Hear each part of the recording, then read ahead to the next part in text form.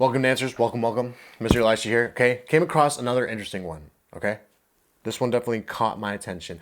Insults in ballet. Things ballet teachers have said. Funny stories. Okay, I've definitely come across a lot of insults. Okay, and this is from a ballet with Isabella.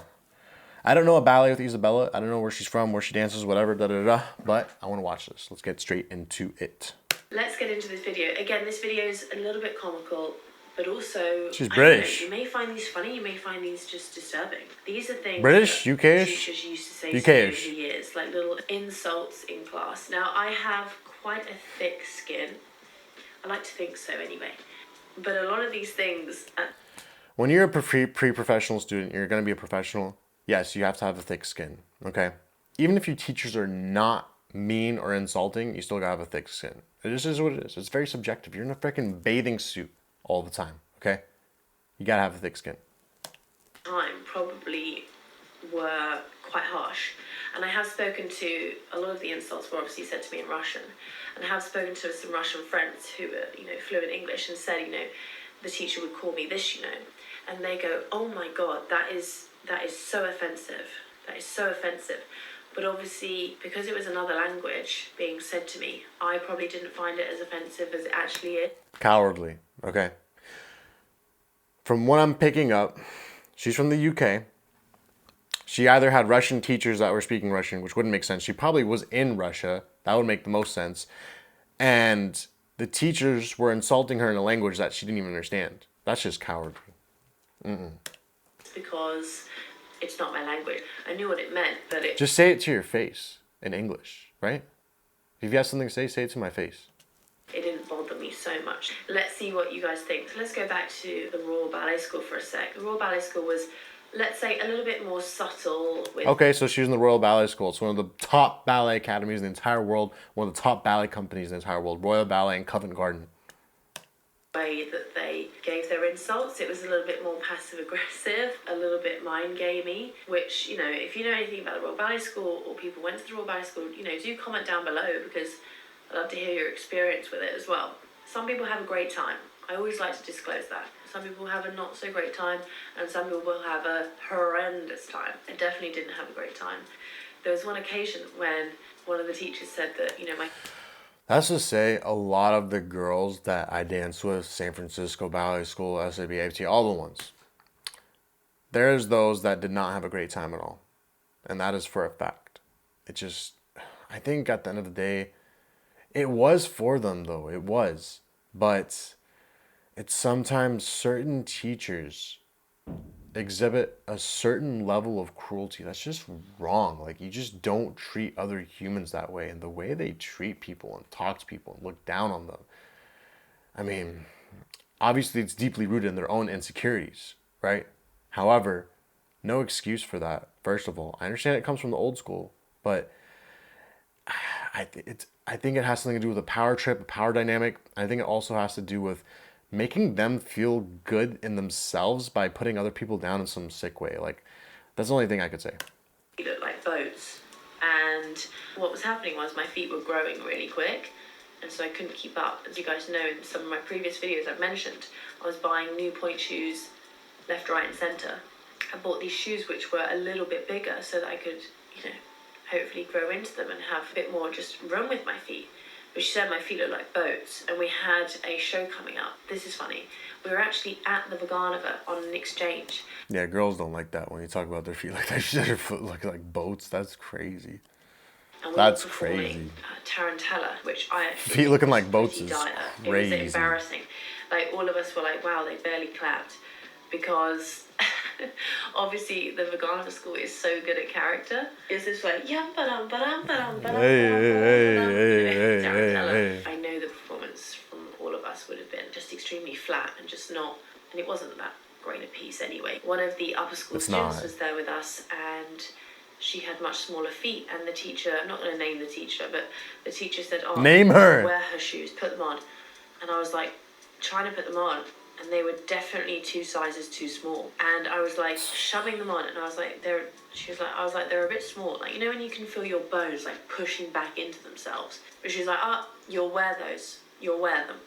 And I was like, okay, great. Along with that, she like would take my point shoes, the ones that look like boats, and she would break them and snap them. And I had broken shoes and shoes that were 2 sizes too small. So things were going great. And then Broken shoes and shoes that were 2 sizes too small. Things were going, yeah, that's weird, man. I'm just gonna say that's just weird. fast forward to the Garniver, and the Not weird on her part, weird on the teacher's part. insults really kicked in. But they mostly made me laugh. One of the insults was I used to be called a crab a lot. She used to be like, this is Sydney Copeman now. She used to go, tikak crab. Tikak crab. That means, you know, you're like a crab. Not too much of an insult there. It was just funny. It made me laugh, but also I was annoyed because she was basically mocking my glissade. Because my glissade would basically crawl across the screen. Oh, okay, it makes across sense, the makes studio sense, like makes that. sense. Glissade, you know, like a crab basically, instead of like being light and glissade. It was so hard for me after my growth spurt to like control my long legs and make myself look light and coordinated and springy. Yeah, when younger students start growing, like one of the things that definitely goes is that sense of balance for sure. Pirouettes become difficult once you go through a growth spurt because you're just like, whoa, where is my center? Like it's just something that happens for sure. So that took a lot of work, and I remember very, very vividly, I remember a lesson where she was making me do basically a glissade straight leg jeté on my own, again and again and again, because basically I just couldn't do it. I was just crawling. I was keeping my knees So she was bullying her, like plain and simple. Transition steps was so hard for me at the time. So I'm not offended she called me a crab.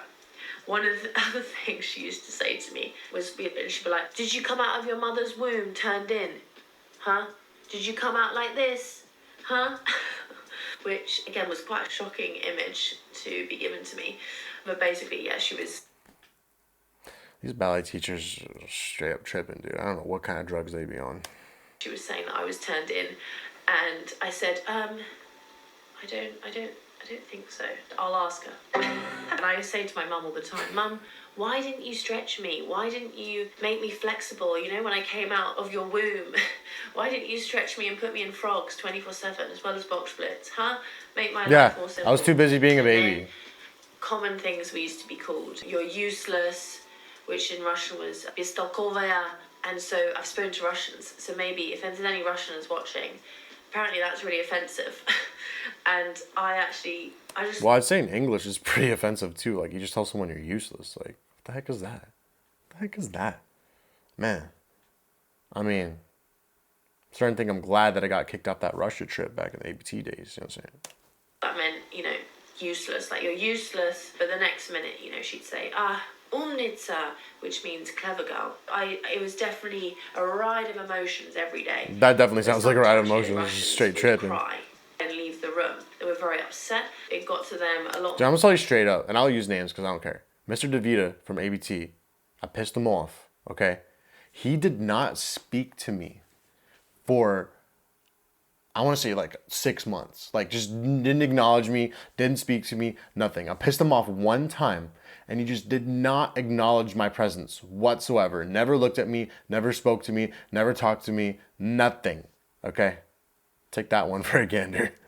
Got to me, I think if I was spoken in English, then I would probably be crying as well, because, you know, it's not nice.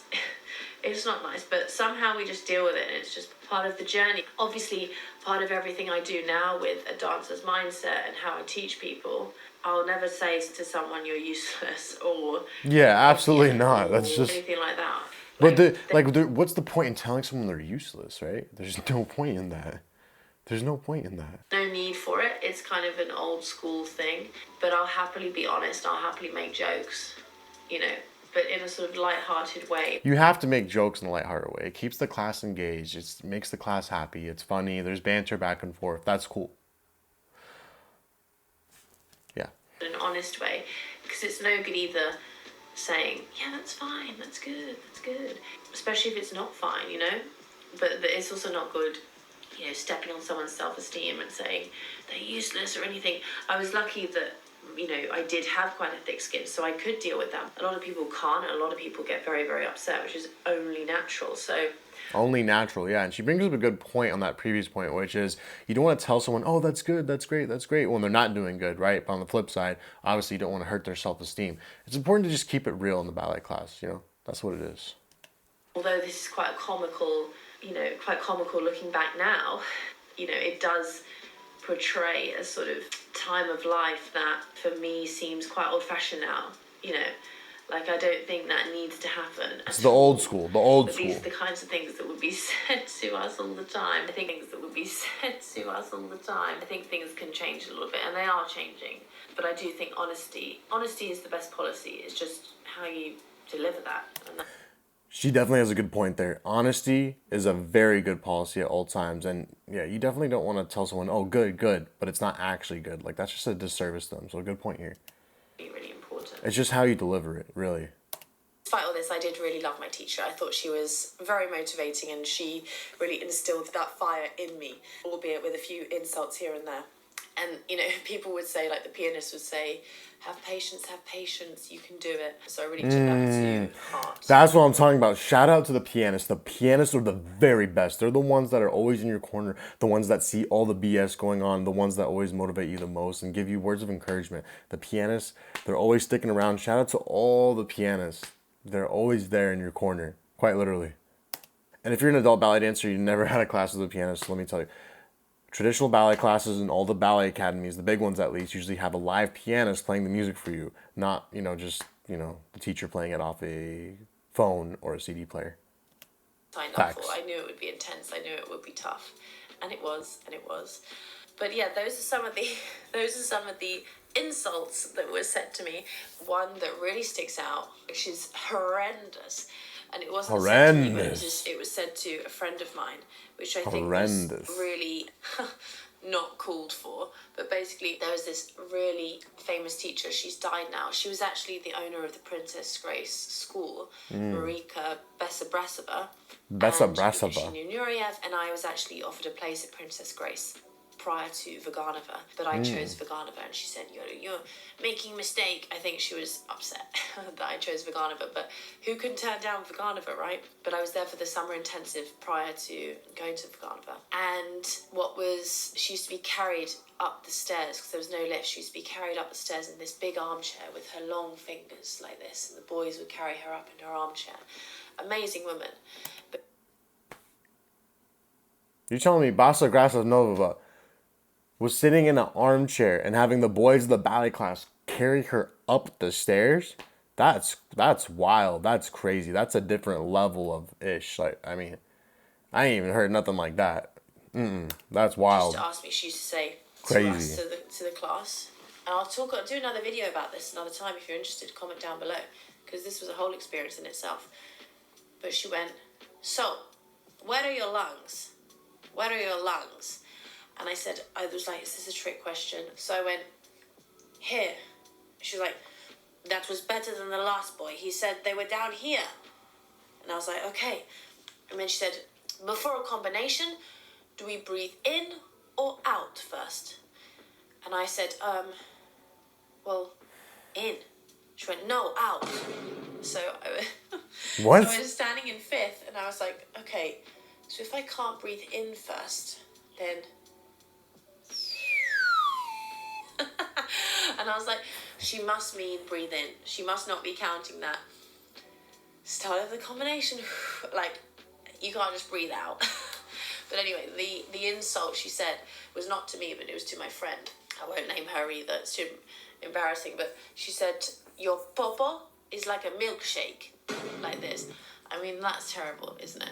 So basically, she was saying, her bum wasn't toned enough, and wasn't strong enough. Ooh. Again, it's just these old-fashioned teachers who come out with these insults. And although I'm looking at it in a comical way, like, you're told these comments, and that one comment can change someone's life and make them feel insecure, have eating disorders, have mental health issues, have all kinds of insecurities. It is really, really important that we take that into consideration when teaching people. Like, obviously, what you say matters. And absolutely, unfortunately, what you say does matter. It does affect people's psyches, and I've seen that happen. I've seen that happen quite a bit. Don't don't think we'll be able to change any of the older generation teachers, and you sort of have to take that with a pinch of salt and go, okay, they're fantastic teachers, they're amazing, but they do say things that potentially they shouldn't really say. But I think you need to sort of accept that and say, okay, it's not too personal. Like, don't try not to take it too personally. I know that's difficult, obviously, when someone says your pop is like a milkshake. I just go, okay, Facts, thanks. though. Probably I need That was to a be wild stronger one. anyway. So I'll take it with that. But in general, this massively needs to change. So I've definitely had a few insults thrown at me over time, and I've definitely overheard insults as well. That's literally just a handful of them. I don't want to bang on too long about all the insults I've been told over time. But I've had a lot of teachers who have, well, for example, my Russian teacher, even though she used to say, a few harsh things every day, she'd also say some really good things and say, good, clever girl, to sort of balance out the insults. It wasn't all doom and gloom. But guys, I hope you enjoyed this video. It is a learning curve, and it does show... Okay, so pretty interesting. I mean, not nearly as bad as I thought it was going to be, especially like being at Vaganova, being at a Russian school. But I think it's very interesting. We're coming from, what's her name again? Ballet with Isabella. Very interesting, very cool. And mind you, she was in some of the top institutions in the entire world. Royal Ballet, top, and the Vaganova Ballet School. Incredible. So, very interesting video. I liked it. It was interesting. It was insightful. I could relate to it. Very interesting how she had all these different stories of being in different countries and whatnot, and different languages. Princess Grace Academy. The lady being carried up by the armchair. That's wild, dude. I didn't even know about that. But anyways, hope you guys enjoyed it. This is Mr. Elisha. Enough for today. Basta.